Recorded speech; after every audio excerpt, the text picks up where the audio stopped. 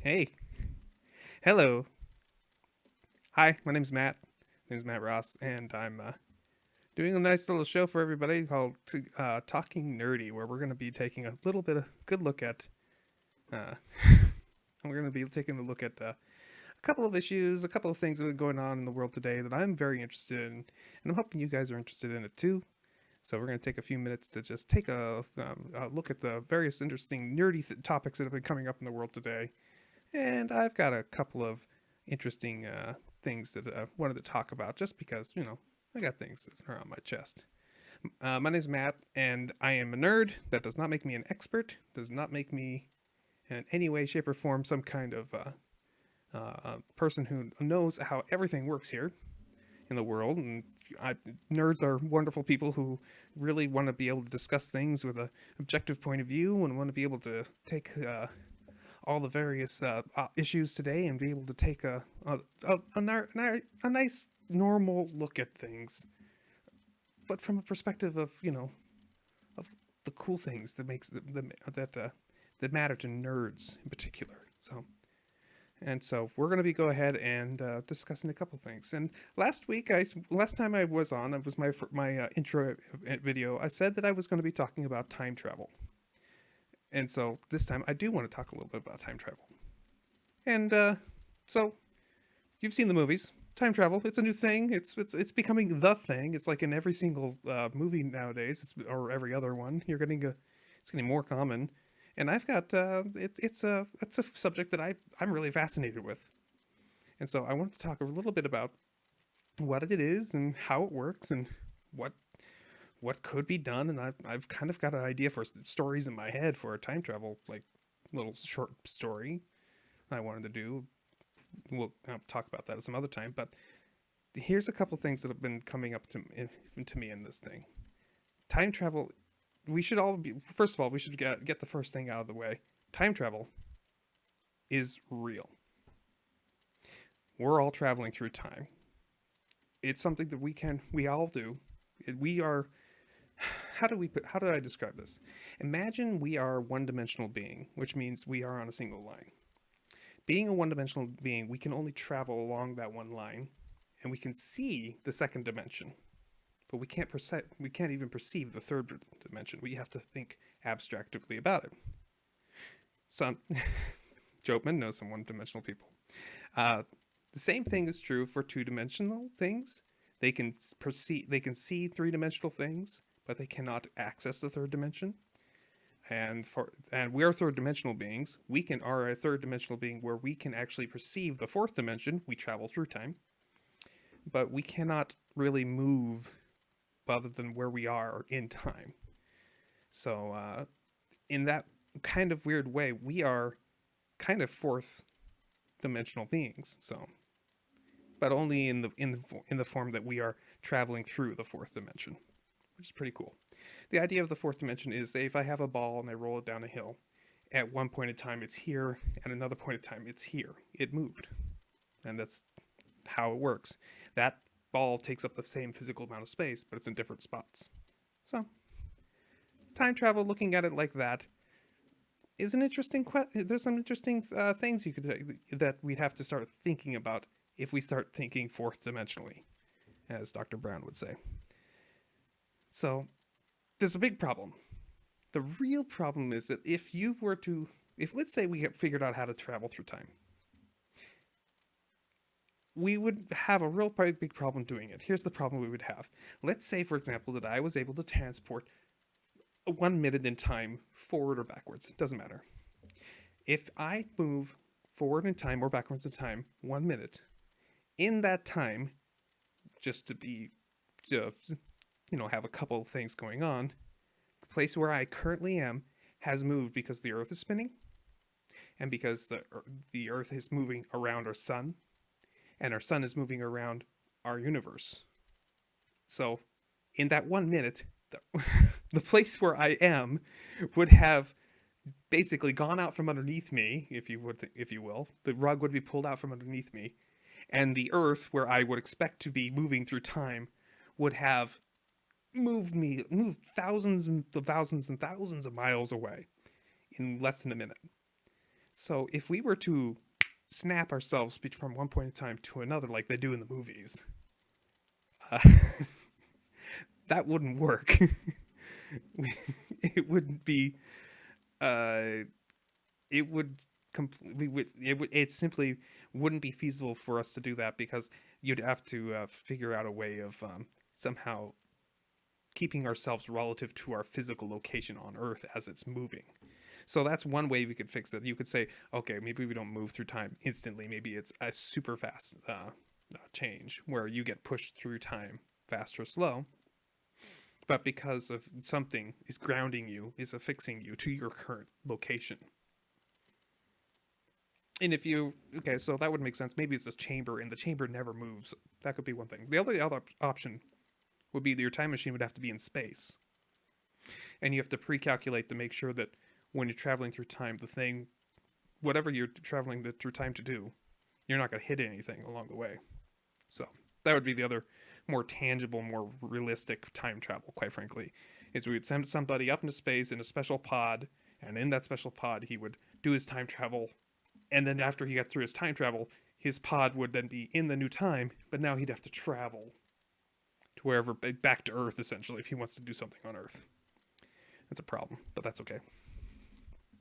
But I wanted to talk about a certain paradox, and it's one that I've been thinking up, and I wanted to know what you guys think would happen, and when the paradox would break. Okay, so here's the theory. The paradox is at today. Here I am. I have $100 bill. Great. I get in my time machine, and I go back 10 days. So let's say here I am today. This is day 0. I go back 10 days. I'm at day -10 now. I have that $100 bill, and I go to my bank, and I put that $100 bill into a safety deposit box at the bank. You then go ahead and come back out and get back in the time machine and go back forward in time 10 days to day 0 again. Great. I can then go to that bank, open up the safety deposit box, and I see that $100 bill. I don't think anything's broken, no paradox yet. The dollar bill physically went backwards in time, went forward through time at the normal rate, and I just took it back out again. No problem so far, right? Okay. Now I have this $100 bill out of this box again. Now let's say I go back one day. I go back to that same box. I have that $100 bill in my hand that went through the time loop, right? I open up the box. Do I see the $100 bill? Now, this makes all kinds of questions, paradoxes, parallel universes, all kinds of questions come up at that point. But let's just say that I can see it.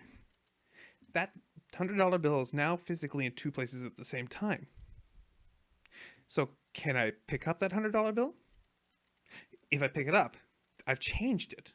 Does the $100 bill in my hand, the other one, disappear suddenly? Or do I now have 2 physical copies of the same $100 bill from 2 separate times? I don't know.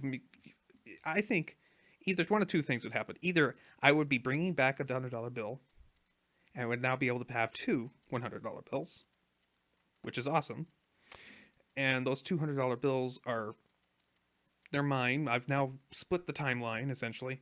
They're in this physical universe. But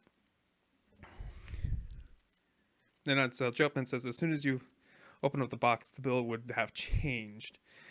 I actually would say the other side of that is actually the fact that me going back in time, the bill disappears from my hand. Just stepping through the time machine, that's when it would disappear.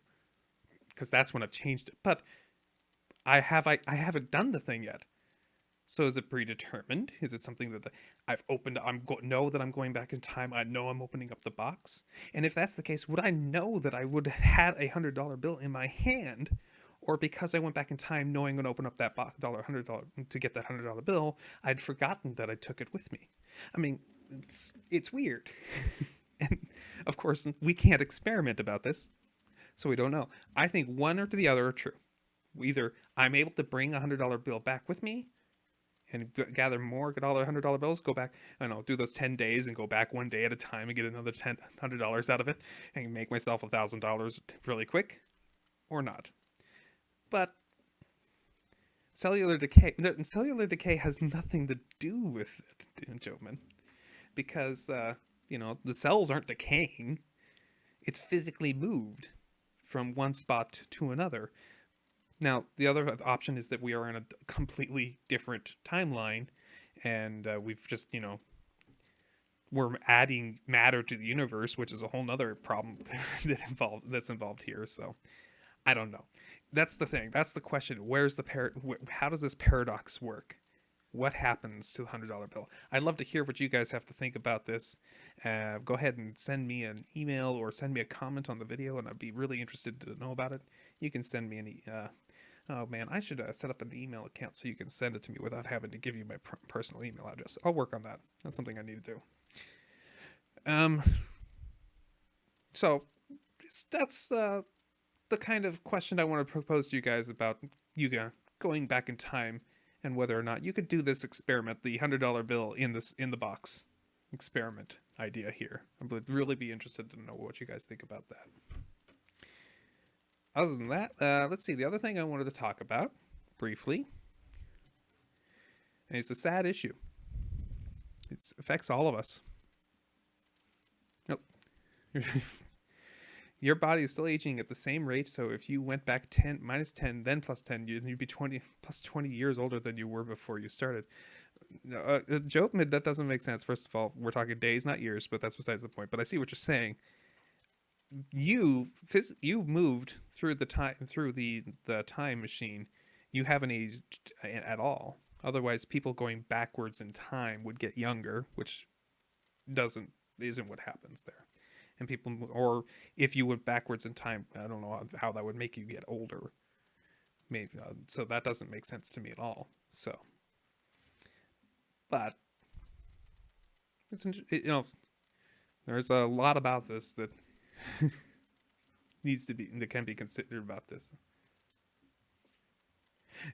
If you went $10 the back, would you remember where you put the bill? Well, me, the guy who did this, I would remember because I'm the guy who stepped through the time machine to go back. Unless the fact of stepping through the time machine affects whenever going backwards in time affects everything from that point forward for you. That's the only way where going through the time machine, going backwards in time, would affect everything from that point on forward. Basically, that is the parallel universe situation where the fact of you're stepping back through time from that point forward hasn't happened yet in your new universe. And the only question is, would you remember by bringing your own memories with you, or would you lose all those memories because you no longer know that? I think you'd bring it with you just like you would bring your current age with you. You can go back 5 days, 5 years, 5 centuries. You keep your current age, you keep your current, you're physically all the same. Nothing has changed, so I don't think you'd lose your memory. So I don't think that's what would happen in a time travel situation. But, if that's the case, I think you should be able to take the $100 bill back with you. So next time somebody comes up and cashes in a lot of $100 bills, check the serial numbers, make sure they're not all the same. Just saying, that's one way we could check for that. Oh, well. So I have to talk about something that's kind of important for us. We had an interesting story that's been going on recently. It's sad. I just want you guys to know that a lot of us guys, a lot of us men out there, we're jerks. There's been a story going around recently about the Marines doing some really nasty trading of nude photos of women on Facebook recently. And this is just like another thing of which we've all us guys have been really mean and absolutely just completely unfair to women. Now, don't get me wrong. Nothing wrong with, being jovial, having a good time, having fun. We could talk about pornography if you want. There's a time and a place for that too. Absolutely, that's not the issue here. But that just this tip of the iceberg of the Marines. We also have the fact that we've had a day, the quote earlier this week, a day without women, where women tried to protest. It's been a lot of women protests recently. That was, I don't have a problem with that. What I do have a problem with is all the internet trolls and the absolute garbage that they put on the internet. I mean, a day without women, and I saw so many reports of, oh goodness, it's a day where I won't have to deal with traffic. Oh goodness, it's for goodness sakes, it's. I mean, that's just the tip of the iceberg. I hate to say these horrible things, but it's nasty. And so on top of that, we have things like we have our brand new president who had a major scandal right before he was elected that, quite frankly, it should have severely affected his vote with women, because he said some things that were just absolutely appalling. The pussy grabbing situation, as he was talking about, and I only say that because that's what he said. Yet there was a lot of women who still voted for him because they were Republican and they don't care about that their issues. So they're just as much to blame as we are. Maybe we can't assume that it's just guys here that are being jerks. Sometimes girls jerks too.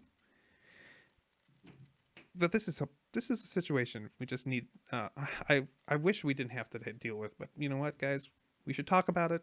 We should be open about it. It's women are one of many issues of people who have being in one way or another harassed. I just felt like that's one thing we needed to talk about. So, all right. Last thing I want to talk about tonight was I wanted to talk about Google. I like Google. I'm a big Google fan. I'm practically a fanboy. I really am. But Google, you guys are really messing up this whole chat situation. You've got a serious chat problem. Google has had or currently has in production Google Chat, which used to Google Hangouts, which they just went ahead and split up into something called Meet for some type of some kind of replacement for trying to be Skype for businesses. They have Allo and Duo. They have Android Messenger. They have Google Voice. And of course, Gmail, which, is the universal messenger. Everybody has an email address. Google,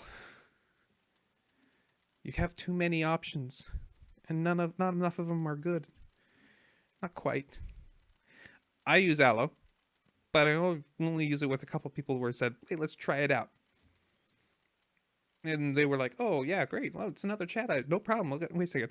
It has to be set on my phone, and I can only use it on my one phone. I can't use it on a desktop. And I can send an SMS, but I can't receive. And they get this weird SMS that says, you need to join Allo to send the stuff back. It's just not good. So Allo is not a replacement for any other chat client out there. Hangouts is kind of the universal standard for the different. I love Hangouts. I use it all the time, but Google's messing with Hangouts, so Hangouts might be going away. They've been saying to all of their Android users, stop using Hangouts or whatever you're using. Start using Android Messages, because that's the one you should be using. But Hangouts and Android Messages and Google Voice, and they can all send out different kinds of. They start using. They all work with SMS. So I don't know. To me, so I'm using an Android phone, and my wife, she has an iPhone. She just likes the easy interface. That's cool. I can't send anything to her as a text unless she wants to use up her texting, and right now she does not have unlimited texting. So, and of course there's the stigma of being green bubble. Thanks, Apple. And the only reason I blame the Apple is because they should make it the protocol available to everybody if they really want to make it fair. But no, they want to keep the, that's probably the number one reason people stay on their Apple is because they get those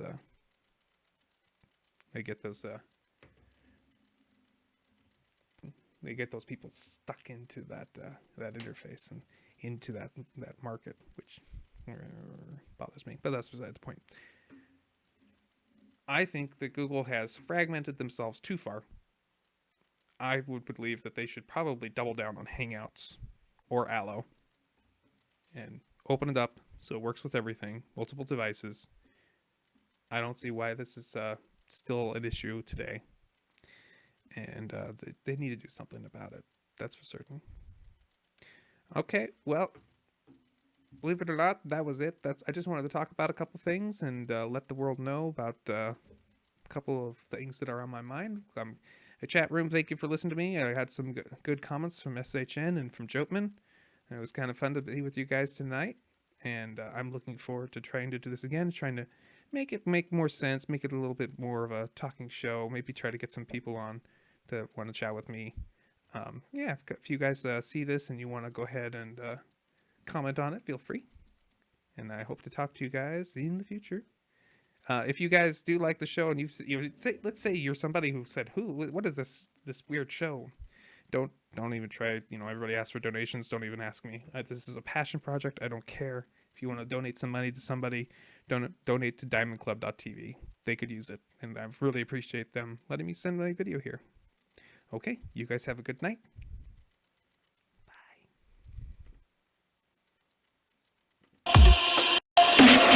Diamond Club hopes you have enjoyed this program.